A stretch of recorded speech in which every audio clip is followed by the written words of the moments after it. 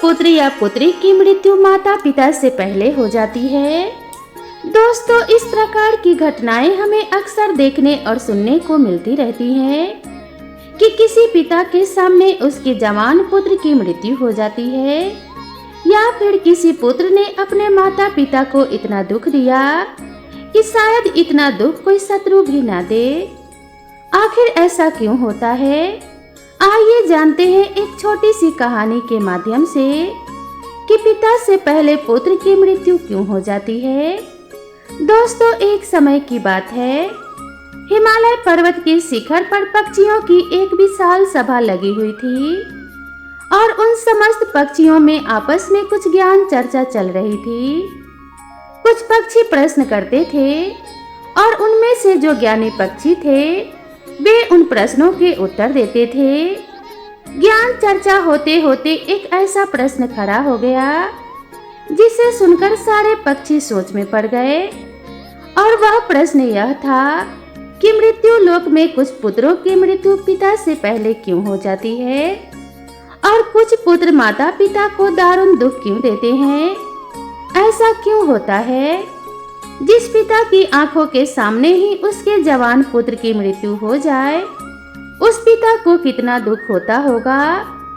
होना तो यह चाहिए कि पहले पिता की मृत्यु हो और पुत्र ही पिता का दाह संस्कार करे, लेकिन कई बार कुछ अभागे पिता को अपने हाथ से अपने पुत्रों का अंतिम संस्कार करना पड़ता है। ऐसी स्थिति में एक पिता जीवित ही मृत्यु के समान कष्ट भोगता है। कई बार कुछ बेटे अपने माँ बाप के साथ शत्रुओं जैसा व्यवहार करते हैं, उन्हें मारते पीटते हैं, उनकी देखरेख नहीं करते, उन्हें तन्हा अकेला छोड़ देते हैं। प्रिय दोस्तों, समस्त पक्षियों में वही चर्चा चल रही थी। किसी के समझ में नहीं आ रहा था कि आखिर ऐसा क्यों होता है। विषय बहुत ही महत्वपूर्ण था। तभी पक्षी राज गरुड़ का उस सभा में आगमन होता है। पक्षी राज गरुड़ एक बूढ़े गिद्ध का रूप धारण करके आते हैं और एक जगह पर बैठ जाते हैं। सभी पक्षियों ने खड़े होकर के उनका अभिवादन किया। गरुड़ जी कहने लगे कि हे पक्षियों, आखिर आपके बीच में किस बात पर चर्चा चल रही है? किस बात को लेकर आप इतनी उलझन में हैं? तब उनमें से एक पक्षी ने खड़े होकर के कहा कि हे गिद्ध महाराज, हम यह जानना चाहते हैं कि हमारे बीच में आज का जो संवाद है वह यह है कि पिता से पहले आखिर पुत्र की मृत्यु क्यों हो जाती है। तो पक्षी राज गरुड़ कहने लगे कि हे पक्षियों, सनातन धर्म में शास्त्रों के अनुसार आपका यह जीवन पिछले जन्म पर आधारित होता है, और यह भी जरूरी नहीं है कि पूरा जीवन ही पिछले जन्म पर आधारित हो, लेकिन पिछले जन्म का हमारा कुछ हिसाब किताब अगर बाकी रह जाता है तो वह हमें इस जन्म में पूरा करना पड़ता है। प्रिय श्रोताओं, पहले हमें यह समझना होगा कि हमारा कर्म ही हमारी गति तय करता है, अर्थात आपके द्वारा किया गया कर्म ही आपके भविष्य को निर्धारित करता है। गरुड़ जी कहते हैं कि हे पक्षियों, कर्म भविष्य को निर्धारित करता है और कर्म 4 प्रकार के होते हैं। नंबर 1 संचित कर्म, नंबर 2 प्रारब्ध कर्म, नंबर 3 आगामी कर्म और नंबर 4 वर्तमान कर्म। इन चारों कर्मों का अलग अलग फल होता है। इनमें से जो संचित कर्म होते हैं वह हमारे अगले जन्म तक हमारे साथ रहते हैं, और उन्हीं कर्मों का फल हमें कभी कभी दुख और सुख के रूप में भोगना पड़ता है। मृत्यु के बाद यह भौतिक शरीर तो नष्ट हो जाता है, लेकिन जो सूक्ष्म शरीर होता है वह जन्म जन्मांतर तक आत्मा के साथ जुड़कर रहता है, और हमारे जितने भी सगे संबंधी होते हैं वे सभी किसी न किसी कारण बस हमारे साथ आते जाते रहते हैं। कभी किसी जन्म में, कभी किसी जन्म में वे सब हमारे कर्म का हिसाब चुकाने के लिए अलग अलग रूपों में हमारे सगे संबंधी बनके आते रहते हैं। बूढ़े गिद्ध की बात सुनकर समस्त पक्षी कहने लगे कि हे पक्षीराज, आपकी यह बात हमारे समझ से परे है, थोड़ा सरल भाषा में हमें समझाएं। तो पक्षीराज कहने लगे कि हे पक्षियों, ध्यान से सुनो, मैं तुम्हें एक अद्भुत और रहस्यमय कथा सुनाता हूँ। इस कथा के माध्यम से आपको यह जवाब मिल जाएगा कि पुत्र की मृत्यु पिता से पहले क्यों हो जाती है। सभी पक्षी चुपचाप बैठ जाते हैं और पक्षीराज गरुड़ कथा सुनाना प्रारंभ करते हैं। गरुड़ कहने लगे कि हे पक्षियों, एक गांव में एक किसान रहता था। उसके परिवार में उसकी पत्नी और एक लड़का था। कुछ सालों के बाद किसान की पत्नी की मृत्यु हो जाती है। जिस समय किसान की पत्नी की मृत्यु हुई थी, उस समय लड़के की उम्र मात्र 10 साल की थी। तब किसान ने अपनी दूसरी शादी कर ली। उसके बाद किसान की दूसरी पत्नी से भी एक पुत्र पैदा होता है। संयोगवश किसान की दूसरी पत्नी की भी मृत्यु हो जाती है। तब किसान अपने दोनों बेटों के साथ अकेला ही रह जाता है। कुछ समय बाद किसान का जो बड़ा बेटा था, जो पहले वाली पत्नी से पैदा हुआ था, जब वह विवाह के योग्य हो जाता है, तो किसान ने बड़ी धूमधाम से अपने बड़े बेटे का विवाह कर दिया। धीरे धीरे कुछ समय बाद किसान बीमार पड़ जाता है। बीमारी के चलते उसकी हालत बहुत ज्यादा खराब हो जाती है और एक दिन उस किसान की भी मृत्यु हो जाती है। किसान का जो छोटा बेटा था, जो उसकी दूसरी पत्नी से पैदा हुआ था, वह अपने सौतेले भाई के साथ रहने लगता है। बड़ा भाई अपने छोटे भाई को बड़े प्रेम से रखता था। धीरे धीरे समय गुजरता चला गया। एक दिन किसान का छोटा लड़का बीमार हो जाता है। तब उसकी हालत ज्यादा खराब रहने लगती है। बड़े भाई ने कुछ आसपास के वैद्य से उसका इलाज करवाया, परंतु उसे कोई राहत नहीं मिली। बूढ़ा गिद्ध कहता है कि हे पक्षियों, ध्यान से सुनना, बड़ी ही अद्भुत कहानी है। किन कर्मों से पिता से पहले पुत्र की मृत्यु हो जाती है। जब बड़े भाई ने अपने छोटे भाई का कई वैद्य हकीमों से इलाज कराया, परंतु उसकी हालत में कोई सुधार नहीं हुआ। छोटे भाई की दिन प्रतिदिन तबीयत बिगड़ती ही जा रही थी। काफी धन भी छोटे भाई के इलाज में खर्चा हो चुका था। इलाज कराते कराते बड़ा भाई अब थक चुका था। एक दिन बड़े भाई ने अपने पत्नी से सलाह की कि यदि मेरा छोटा भाई, जो कि सौतेली माँ से उत्पन्न है, अगर यह मर जाए तो हमें इसके इलाज के लिए पैसा खर्च नहीं करना पड़ेगा और जायदाद में भी आधा हिस्सा हमें नहीं देना पड़ेगा। इसके हिस्से की सारी जमीन जायदाद फिर हमारी हो जाएगी। अपने भाई की जान से ज्यादा प्यारी उसके बड़े भाई को अपने भाई की धन और दौलत लगने लगी। तभी तो कहते हैं, बाप बड़ा ना भैया, सबसे बड़ा रुपया। पति का सुझाव उसकी पत्नी को भी बहुत अच्छा लगा। तब उसकी पत्नी कहती है, अजी ऐसे हम इसे मार भी तो नहीं सकते। यदि इसे मार दिया तो लोग समझेंगे कि हमने लालच बस इसे मार डाला है। क्यों ना हम यह काम किसी वैद्य से करवाएं। आप जाओ और किसी वैद्य को लालच देकर उससे कहो कि इसे दवाई के बदले जहर देकर मार दे। इससे किसी को पता भी नहीं चलेगा और कोई रिश्तेदार भी हम पर शक नहीं करेगा। सब लोग कहेंगे कि यह बीमार था, इसीलिए बीमारी से मर गया। बड़े भाई ने पत्नी की बात मान ली और मन में विचार करने लगा कि यदि किसी से बात की जाए तो हमारा काम बन जाए। फिर क्या था, बड़े भाई ने ऐसा ही किया। उसे एक कोई निकट का घनिष्ठ वैद्य मिल जाता है। वह वैद्य पैसे का बड़ा लालची था। जब बड़े भाई ने उस वैद्य से बात की कि मुझे मेरे छोटे भाई को जहर देकर मारना है, वैद्य जी पहले तो हिचके, लेकिन जब किसान के बड़े बेटे ने वैद्य को 1000 मुद्राओं का लालच दिया तो वैद्य यह काम करने को राजी हो जाता है। उसका छोटा भाई बीमार तो रहता ही था, वैद्य उसका उपचार करने के बहाने उसे देखने के लिए उसके घर आता है और उसका इलाज करने के बहाने उसे जहर देकर चला जाता है। जहर के प्रभाव से तत्काल उसकी मृत्यु हो जाती है।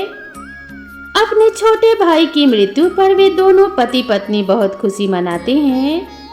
सोचने लगे अब तो रास्ते का कांटा ही निकल गया।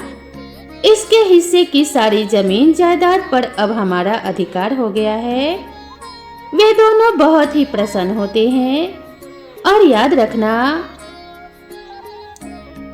दोस्तों, याद रखना, जो खुशी दूसरे के दुख की बुनियाद पर होती है, जो धन दूसरों की हिंसा करके कमाया जाता है, वह धन कभी आपको सुख नहीं दे सकता।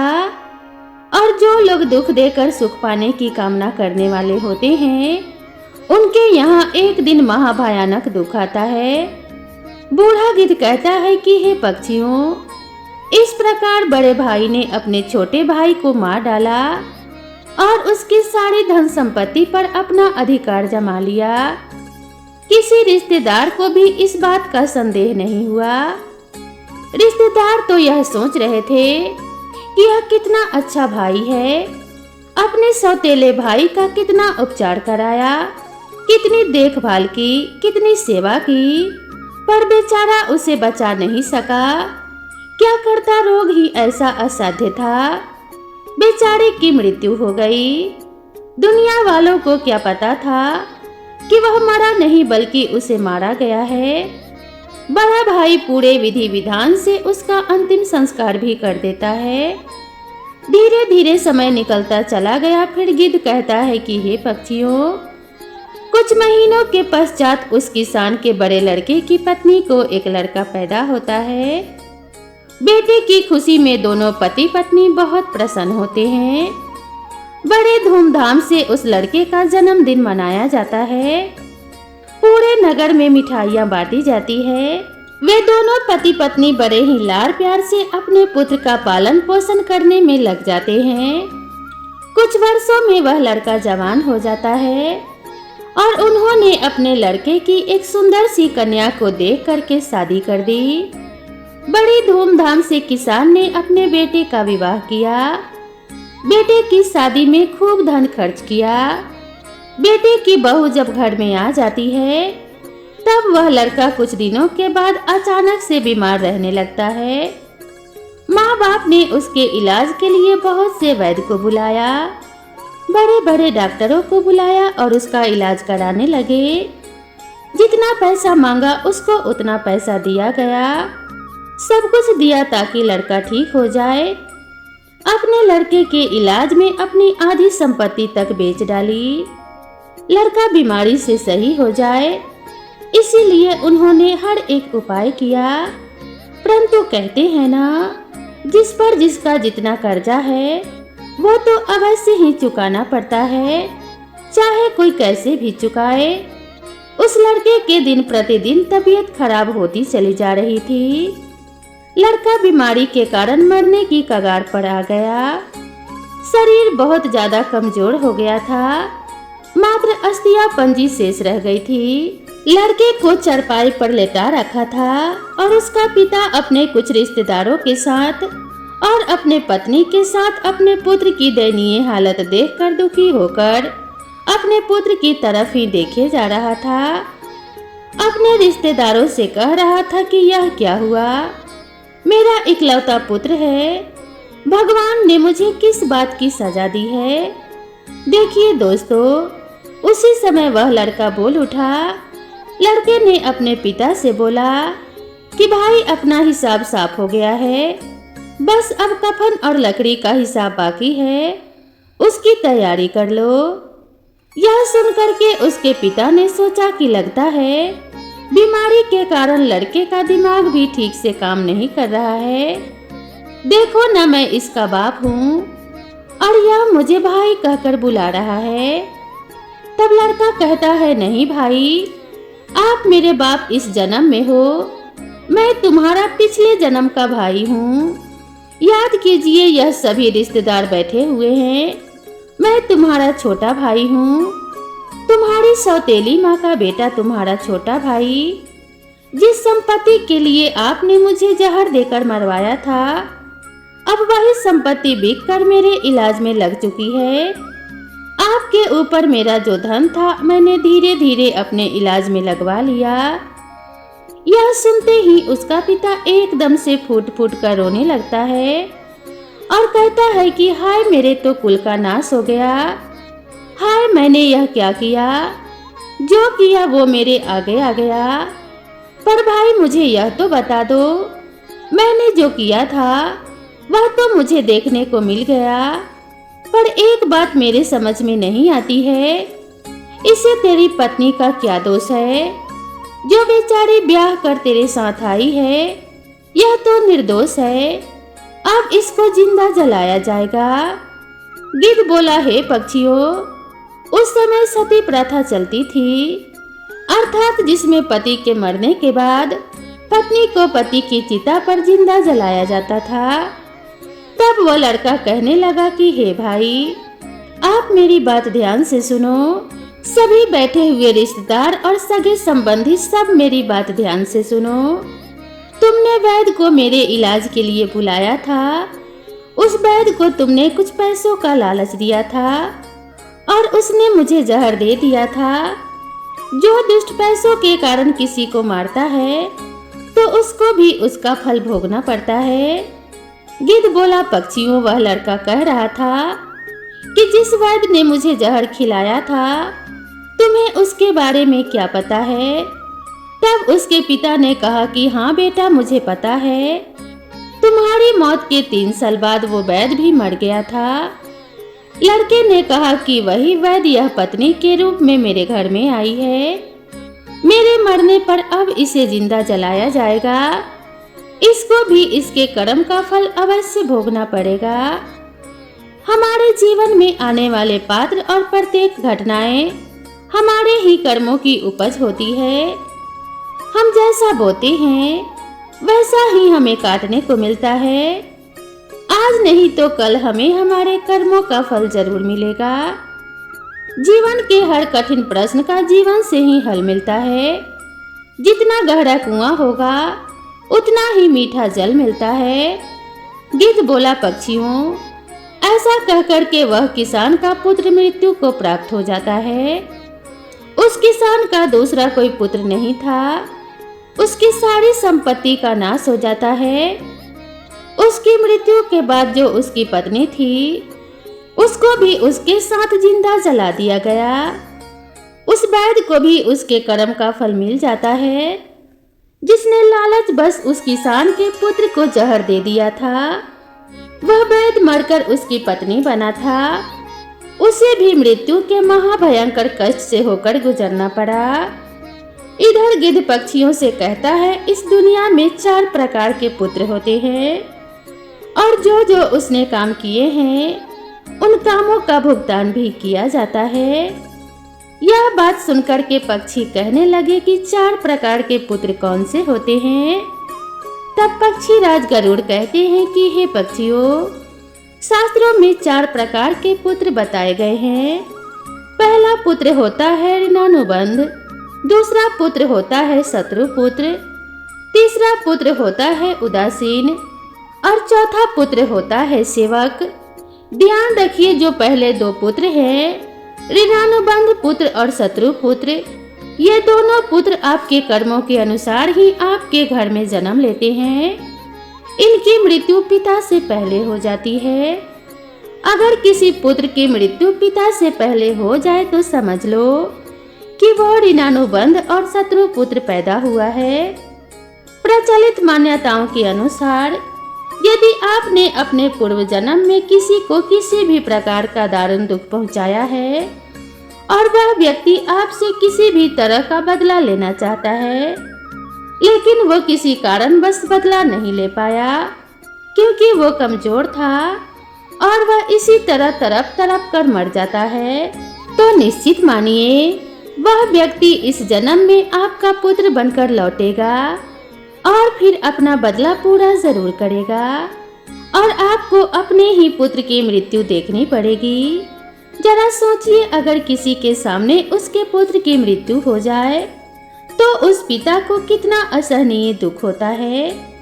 इसका मतलब यह होता है कि यदि आपका पुत्र आपको मृत्यु तुल्य कष्ट दे रहा है तो समझ लेना कि आपके पिछले जन्म का वह शत्रु हो सकता है या वह व्यक्ति हो सकता है जिसको आपने कभी मृत्यु तुल्य कष्ट दिया होगा।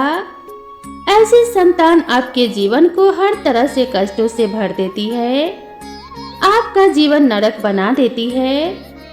ऐसी संतान आपको मारती है, सताती है, आपके धन संपत्ति को कुकर्मों के माध्यम से बर्बाद कर देती है और एक दिन आपको भीख मांगने पर मजबूर कर देती है। तो पक्षियों, इस तरह से पिता से पहले वही दो पुत्र मरते हैं जो ऋणानु बंध होते हैं और जो पुत्र शत्रु होते हैं। अपने कर्मों का लेखा जोखा पूरा करने के लिए किसी के यहाँ आकर जन्म धारण करते हैं। भगवान श्री कृष्ण ने अर्जुन से गीता में स्पष्ट कहा है कि हे अर्जुन, इस संसार में जितने रिश्ते नाते हैं वे सभी पिछले कर्मों के अनुसार प्राप्त होते हैं। इस महाभारत में जितने भी तुम्हें तुम्हारे सगे संबंधी दिखाई दे रहे हैं ये सभी तुम्हारे और इनके पिता का लेखा जोखा है। हे अर्जुन, तुम पूर्व जन्म में जब धर्म के पुत्र थे और मैं तुम्हारा बड़ा भाई था नारायण और तुम मेरे छोटे अनुज थे, उस समय तुमने इस दुर्योधन को पराजित किया था। उस समय दुर्योधन ने हार का बदला लेने के लिए यह प्रतिज्ञा कर रखी थी, मेरे सामने जब भी तू आएगा तब मैं तुझसे बदला जरूर लूंगा। हे अर्जुन, प्राणी को अपने कर्म का फल भोगना पड़ता है। जिसका जिस पर कर्जा होता है वह उसको 100 जन्मों के बाद भी चुकाता है। और यही बात है भगवान श्री कृष्ण ने पितामह भीष्म से कही थी। यह बात महाभारत काल की है। महाभारत का भीषण युद्ध समाप्त हो चुका था। विजेता पांडव सहित श्री कृष्ण सरसैया पर पड़े पितामह भीष्म का आशीर्वाद लेकर लौटने लगे तो पितामह ने श्री कृष्ण को अपने पास बुलाया। कृष्ण पास आए तो पितामह भीष्म ने उनसे पूछा कि हे मधुसूदन, मैं अपने किस कर्म की वजह से नुकीले तीरों से बनी इस सैया पर असहाय कष्ट भुगत रहा हूँ। श्री कृष्ण ने मुस्कुराते हुए पूछा, क्या आपको अपने पिछले जन्मों के कर्म याद हैं? पितामह बोले, पिछले 100 जन्म मुझे याद हैं और इनमें मैंने कभी किसी का बुरा नहीं किया। श्री कृष्ण ने उनसे सहमति जताते हुए कहा कि यह सही है कि आपने 100 जन्मों में ऐसा कुछ नहीं किया। यह 101वें जन्म की बात है। उस जन्म में भी आप एक युवराज थे। एक बार जंगल से गुजर रहे थे। एक पेड़ के नीचे कुछ देर आराम करने के बाद अब चलने लगे तो ऊपर से एक करकैंता अर्थात कई पैरों वाला एक कीड़ा आपके घोड़े की गर्दन पर गिरा। आपने अपने तीर से उसे उठाकर पीछे की ओर फेंक दिया। वह करकैंता पीछे पेड़ की कटीली टहनी पर पीठ के बल गिरा। पेड़ के कांटे उसके पीठ में धंस गए। बेचारा करकैंता कांटों से निकलने की जितनी ही कोशिश करता, कांटे उसे उतना ही कष्ट देते। करकैंता उसी अवस्था में कई दिन जीवित रहा। उसकी तकलीफ आपके नाम दर्ज हो चुकी थी, लेकिन आपके पुण्य कर्म इतने प्रबल थे कि वह पाप फलित नहीं हो पा रहा था। इस बात को सुनकर भगवान श्री कृष्ण से पितामह फिर बोले कि फिर आज क्यों? पितामह के इस सवाल पर श्री कृष्ण ने उन्हें बताया, दुर्योधन की सभा में जब द्रौपदी का चीरहरण हो रहा था तब आप उसे बचाने में समर्थ थे। इसके बावजूद भी आपने दुर्योधन को रोकने की कोई कोशिश नहीं की। इससे आपका सारा पुण्य छीन हो गया और 101वें जन्म के पहले इस पाप को फलित होने का मौका मिल गया। जब हम जन्म लेते हैं या फिर जब हम गर्भ में रहते हैं तब हम ईश्वर से यही प्रार्थना करते हैं कि इस पूर्व जन्म के बंधन से इस बार हमें मुक्त करे।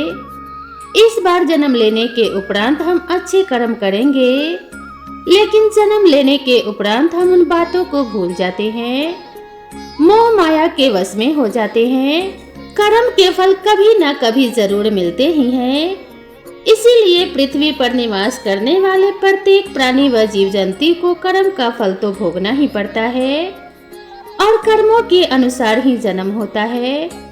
कभी किसी प्राणी को नहीं सताना चाहिए, भले ही वह छोटा सा कीड़ा ही क्यों न हो। इस संसार में 4 तरीके के पुत्र बताए हैं। जो 2 तरह के पुत्र होते हैं, ऋणानुबंध और शत्रु पुत्र, जिसके हम कर्जदार हैं। किसी का कर्जा हमने खाया है या फिर किसी के पैसे लिए हैं और वो पैसे वापस नहीं दिए तो वह पैसे हमें चुकाने पड़ेंगे। यदि इसी जन्म में चुका दिए तो बहुत अच्छा, और यदि वह दूसरे जन्म में चले गए तो आपको भी यही दारुण दुख झेलने को मिलेगा।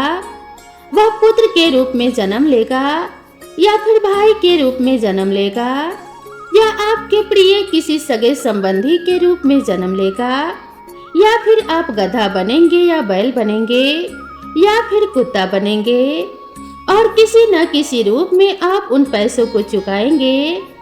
आपको कर्ज तो जरूर चुकाना पड़ेगा। यही शाश्वत विधान है, यही प्रकृति का नियम है। हर क्रिया की प्रतिक्रिया जरूर होती है। और जो दूसरे तरीके का पुत्र है, वह शत्रु पुत्र, वह भी आपसे बदला नहीं छोड़ेगा। आपके पास कोई गरीब रहता है या फिर कमजोर रहता है और आप ताकतवर हैं, उस पर आप अपना बल प्रयोग कर रहे हैं, उसे मृत्यु के समान यातनाएं दे रहे हैं, तो यह यातना उसकी आत्मा सहेगी। वो भी मौका मिलने पर आपको उतनी ही भयंकर यातनाएं देगा और आप उन यातनाओं से आहत हो जाएंगे। चाहे वह पुत्र के रूप में दे, पिता के रूप में दे या फिर पत्नी के रूप में दे। इस प्रकार से पहले 2 पुत्रों की मृत्यु पिता से पहले ही हो जाती है और बाकी के जो 2 पुत्र होते हैं, उदासीन और सेवक, उनकी मृत्यु पिता के बाद होती है। यह वह पुत्र होते हैं जो आपकी बहुत सेवा करते हैं, क्योंकि आपने पिछले जन्म में अच्छे कर्म किए थे। यानी कि पिता पुत्रों की मृत्यु नहीं देखता। तो हमेशा ध्यान रखना चाहिए कि किसी का कुछ भी उधार या उपकार हम ना लें। अगर ले तो फिर उसका वापस कर दे। दूसरी बात, किसी को इतना परेशान भी नहीं करना चाहिए कि वह हमसे कमजोर है और हम उसको मृत्यु के समान यातनाएं दे रहे हैं, तो वे भी मौका मिलते ही आपसे अपना हिसाब किताब जरूर चुकाने आएगा। अब तो आप समझ ही गए होंगे कि कौन से पुत्रों की मृत्यु पिता से पहले ही हो जाती है और कौन से पुत्र माँ बाप को कष्ट देने के लिए आते हैं। तो भक्तगणों, सीधी सी बात है, अगर हम किसी के साथ उपकार करते हैं, मुसीबत में उसकी मदद करते हैं, गरीबी लाचारी में उसको धन से मदद करते हैं या फिर सहायता करते हैं, तो समझो आप अपने प्रियजन या पुण्य कर्म की संख्या बढ़ा रहे हैं और वह मित्र मुश्किल वक्त में आपके साथ जरूर खड़े होंगे। और यदि हम किसी के साथ बुरा करते हैं तो शत्रुओं की संख्या बढ़ाते हैं, जो आज नहीं तो कल किसी न किसी रूप में हमें चुकाना ही पड़ता है। तो दोस्तों, आप सभी को यह कहानी कैसी लगी कृपया कमेंट करके जरूर बताएं और इसी तरह की नई नई कहानियों के लिए मेरे चैनल को सब्सक्राइब करना ना भूलें। तो मिलते हैं इसी तरह की नई और ज्ञानवर्धक कहानी के साथ। तब तक के लिए नमस्कार।